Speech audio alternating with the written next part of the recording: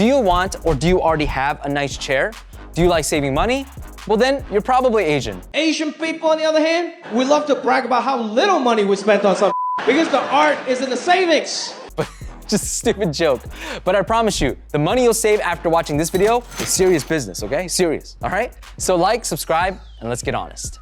Quick disclaimer, while I did do a ton of research and I actually had a friend go through this entire process, I am not a tax advisor or an accountant, and this is not tax advice. First, I'll do a TLDR version, and then afterwards, I'll explain it like you're 5. If you have a health tax shelter account, such as an HSA, which is your health savings account, or an FSA, a flexible spending account, you can use your funds from your HSA or FSA to purchase a chair, provided that you gather certain pieces of evidence. This method works even if you already bought your chair, and even if you bought your chair a really long time ago, as long as you opened up your FSA or HSA account before you made your purchase. This is a huge deal because you can save up to 37% on your purchase. In order to do this, you're gonna need 2 things that are super easy. The first is a letter of medical necessity, and the second is that the chair that you want or the chair that you already bought must fit in the HSA or FSA's definition of ergonomic chair. The definitions are exactly the same, and again, this is super duper easy to do. Now I'll explain it like you're 5.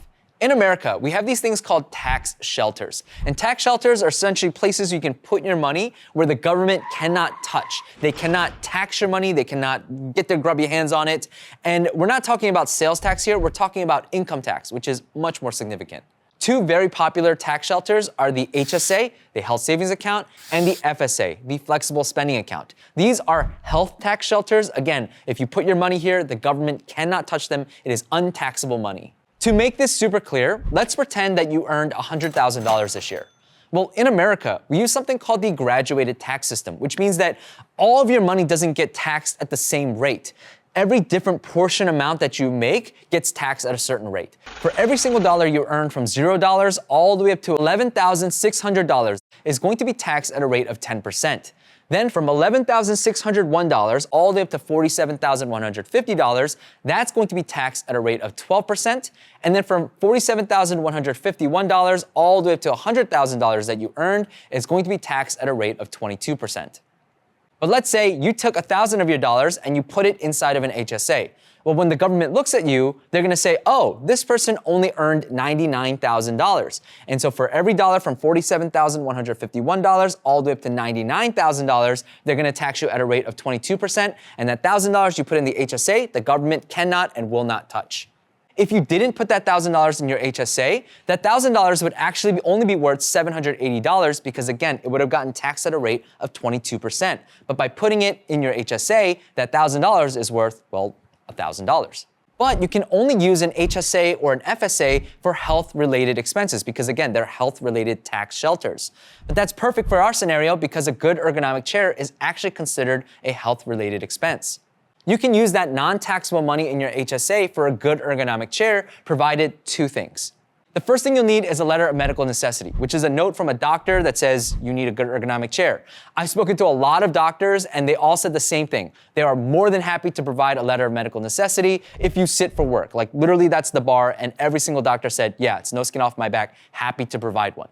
The second thing you're gonna need is that you gotta make sure that your chair, whether you're gonna buy one or one you already bought, fits the HSA or FSA's definition of an ergonomic chair. And again, HSA, FSA, their definition is exactly the same. It's gotta do 4 things. The first is that backrest needs to be adjustable. The second is that the armrests need to be adjustable. The third is that the chair needs to swivel. And the fourth is that the chair needs to have lumbar support, and that's it.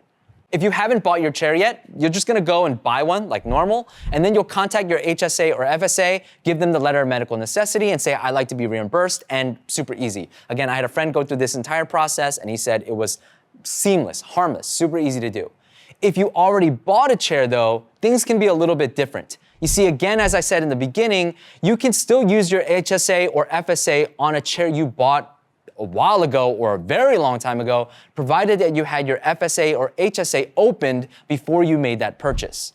An FSA is a little more time boxed because an FSA only lasts 1 year. So if you bought your chair before you opened your FSA, you're gonna be out of luck. However, an HSA lasts forever. So let's say you opened your HSA 10 years ago and you bought your chair 8 years ago, you can still apply for a reimbursement out of your HSA because again, you bought your chair after you opened your HSA account.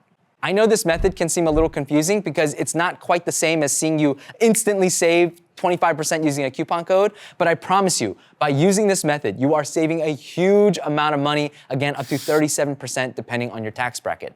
Not sure what chair to buy? Check out my top chair picks, all of which are going to be eligible for HSA and FSA reimbursement. Until next time, stay honest.